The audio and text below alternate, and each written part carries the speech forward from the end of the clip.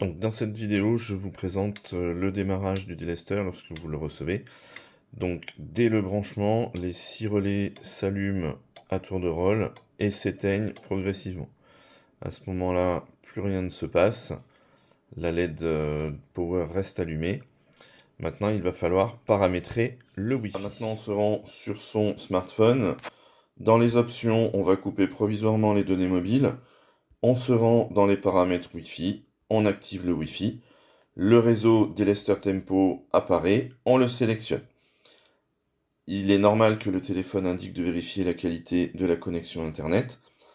Le Delester Tempo ne connaissant pas votre réseau local, eh bien il n'est pas connecté à Internet. Donc il est bien indiqué connecté sans Internet. On clique sur Terminer, on ouvre un navigateur Internet.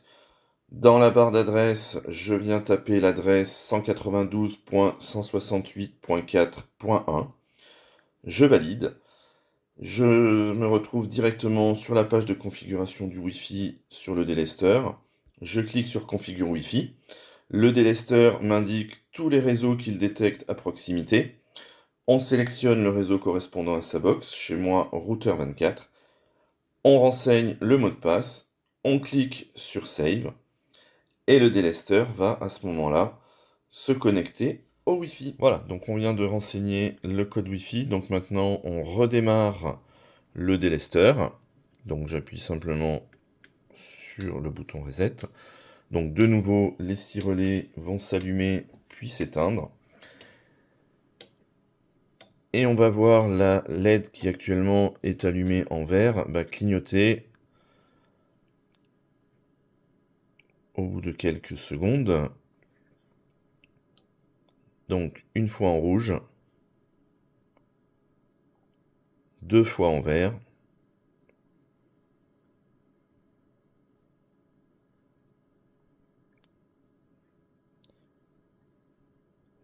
8 fois en bleu.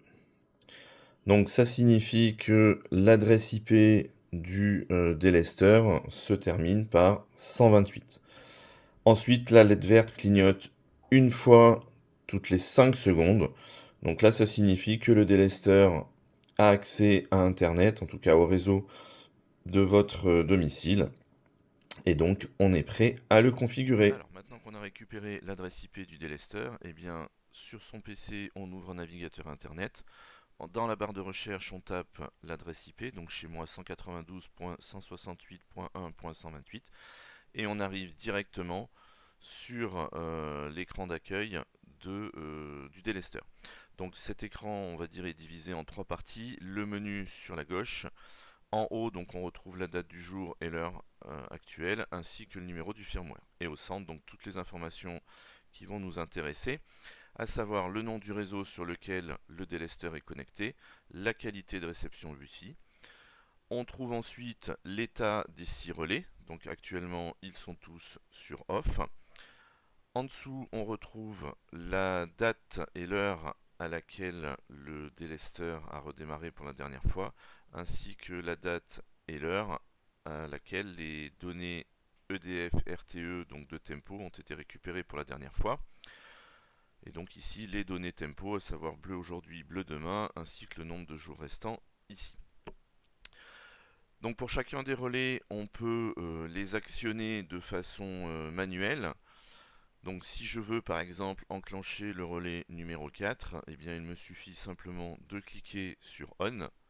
Je confirme. Donc on voit premièrement l'icône est bien passée en jaune, donc ce qui veut dire que le relais est allumé, confirmé ici par le On.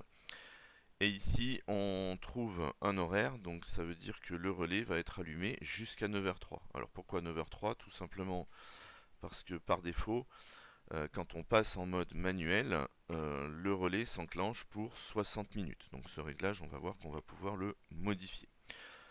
Donc soit j'éteins directement, soit je peux repasser en mode automatique. Dans ce cas-là, eh bien, comme le relais au niveau de la programmation, on va voir sur le relais numéro 4, il n'y a aucune programmation qui a été faite. Ça veut dire que en temps normal, le relais est éteint. Eh bien, le délester a éteint automatiquement le relais. Donc à savoir qu'à chaque fois qu'on clique sur On ou Off, on passe en mode manuel. Alors maintenant je vais vous montrer comment régler les relais, parce que c'est la première chose à faire quand vous recevez le délesteur. Donc je clique sur l'icône relais. On peut donc programmer les 6 relais. Il suffit simplement de cliquer. Donc chaque relais est totalement indépendant. Donc ce que je disais tout à l'heure, vous voyez qu'au niveau du 4, aucun horaire n'est renseigné. Donc c'est normal que le relais se soit éteint dès que j'ai cliqué sur automatique. Donc on va faire une programmation pour le relais 1. La programmation étant identique pour les autres relais. Euh, voilà. Donc vous avez différentes options. Première option, on peut spécifier que la programmation va être identique tous les jours, auquel cas vous n'avez ici qu'un onglet tous les jours, avec 5 plages horaires possibles, et pour chacune des plages, les couleurs pour lesquelles le scénario va s'appliquer. Si je décoche cette case, et bien à ce moment-là, on va pouvoir programmer des choses différentes pour chacun des jours de la semaine. Alors je recoche. Ensuite, ce que je disais tout à l'heure, donc ici on retrouve le temps en minutes quand on passe en mode manuel. Donc ici vous voyez 60, donc c'est normal. Tout à l'heure quand j'ai cliqué sur on, eh bien le relais s'était enclenché normalement pour 1 heure. On peut évidemment spécifier un temps plus long. Le temps maximum que l'on peut renseigner, c'est 480 minutes. Alors, je vais le laisser, je vais le mettre euh, sur 2 minutes. Dès qu'on fait un réglage, on applique les paramètres. Donc à ce moment-là, le délesteur prend en compte les changements. En revanche, tant que vous n'avez pas cliqué sur sauvegarder, les réglages ne sont pas conservés si le délesteur redémarre. Donc si ce sont vos réglages définitifs, vous n'oublierez pas de cliquer sur sauvegarder. Bien, donc ici, alors je remets 60 minutes. Ici, vous avez une option pour dire au délesteur qu'il fonctionne avec des contacteurs normalement fermés. Donc à vous de voir ce que vous avez, hein, normalement ouvert ou normalement fermé. Alors ici, je vais faire un test. Donc mettons que mon relais doit être allumé de 8h du matin à 8h08 les jours bleus et les jours blancs. Je valide. Donc quand je valide, la page s'efface et revient. Alors je ne vais pas sauvegarder, c'était juste un test. Donc je reviens sur la page principale. Donc je vois déjà que le relais 1 s'est bien mis en route. Hein, c'est normal, il était 8h07 quand j'ai appliqué les paramètres. Et comme je voulais que le relais soit allumé de 8h à 8h08, eh bien on est dans la bonne plage, donc le relais s'est allumé automatiquement. Alors attention, quand je dis 8h08, le relais va s'éteindre à 8h09, hein, puisqu'il attend la fin des 8h08 pour s'éteindre. Vous voyez qu'ici, il est 8h08 un petit peu passé, le relais est toujours allumé.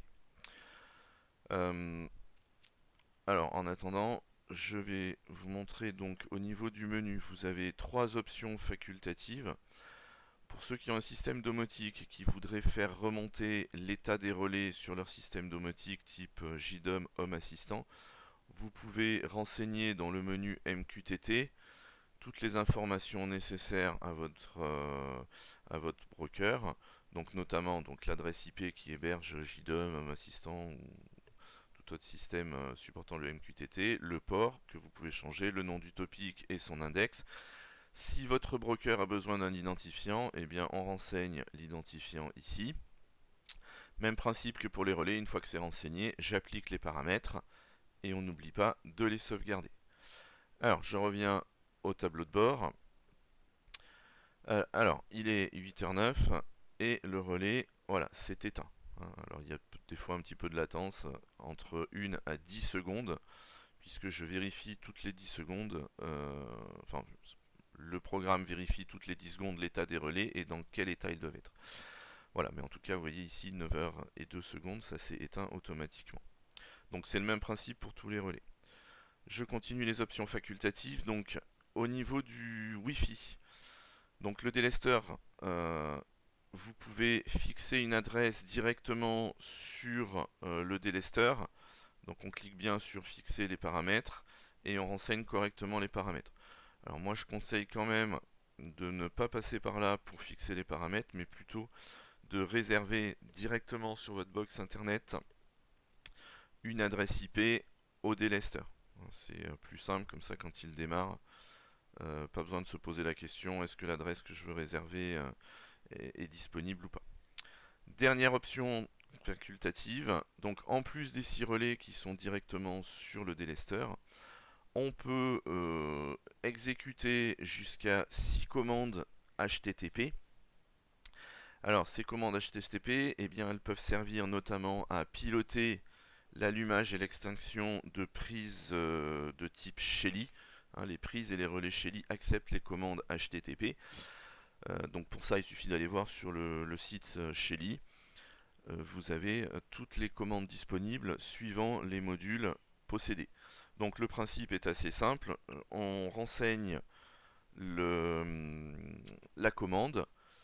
On fixe une heure à laquelle on veut que cette commande soit exécutée, par exemple 9h36. Et ensuite, on dit quel jour, quelle couleur de jour ce scénario, enfin en tout cas cette commande va être effective.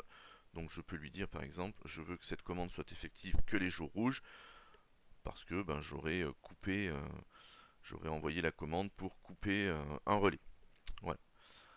Donc attention, il y a un petit bouton en haut là, si vous utilisez de telles commandes, n'oubliez pas de le cocher, parce que si la case n'est pas cochée, les commandes ne seront pas exécutées. Ensuite, même principe, on applique et on sauvegarde. Et donc vous pouvez commander jusqu'à 6 commandes. Alors attention, sur les prises Shelly, il y a une commande pour allumer, une commande pour éteindre. Donc ça veut dire que si vous envoyez une commande pour éteindre, à un moment donné, il va falloir envoyer une commande pour rallumer votre prise. Voilà. Donc je pense qu'on a fait le tour des commandes. Alors ici on a encore quelques commandes. Donc on peut cliquer ici pour forcer une mise à jour des données RTE et DF. Bon, c'est vraiment si vous constatez un bug ou si dans la journée les données sont pas dispo pendant un petit moment, on peut, voilà, si on se connecte sur l'interface, cliquer, ça enclenche automatiquement une mise à jour. Puisque normalement les mises à jour des données se font toutes les 30 minutes entre 6h du matin et 15h de l'après-midi. Ici, on a accès aux mises à jour du délester. Donc quand on clique dessus, on arrive sur cette interface. Lorsque je mets à disposition des mises à jour, il y a toujours deux fichiers à renseigner, le fichier firmware et le fichier file system. Donc les deux fichiers se mettent à jour euh, l'un à la suite de l'autre. Donc ça veut dire que la première fois que vous venez sur l'interface, on clique sur firmware, on clique sur parcourir et on sélectionne le fichier firmware. Le firmware va être transféré sur le délester et ensuite le délester va redémarrer. Alors en règle générale, quand le délester redémarre, l'interface d'accueil n'est plus disponible. Donc pour revenir à l'interface de mise à jour, on tape l'adresse IP du délester suivi de /update, ce qui nous renvoie automatiquement sur cet écran là. Et ensuite on sélectionne donc file system, on va chercher le fichier file system, pareil, on le met une fois renseigné, il va être transféré sur le délester va redémarrer et à ce moment-là on aura de nouveau accès à l'interface. Alors petite précision, à chaque fois que le fichier file system est mis à jour, la configuration est réinitialisée. Donc ça veut dire qu'il faudra refaire votre programmation. Voilà, donc on peut revenir sur l'interface et je pense avoir passé à peu près toutes les commandes. Voilà, donc si vous avez des questions, vous pouvez m'adresser vos questions par mail. Et voilà, en général je réponds assez rapidement dans la journée.